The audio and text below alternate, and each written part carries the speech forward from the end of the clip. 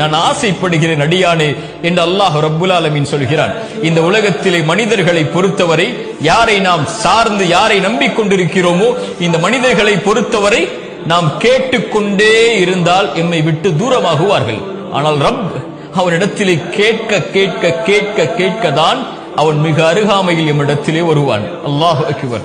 அல்லாஹ்வுடைய தூதர் ஸல்லல்லாஹு அலைஹி வஸல்லம் அவர்கள் சொன்னார்கள், அல்லாஹ் ரப்புல் ஆலமீன் ஒவ்வொரு நாளும், ரமதானில் மட்டுமல்ல, ஒவ்வொரு நாளும் ஒவ்வொரு இரவும் அல்லாஹ் முதல் வானத்திற்கு இறங்கி வருகிறான்.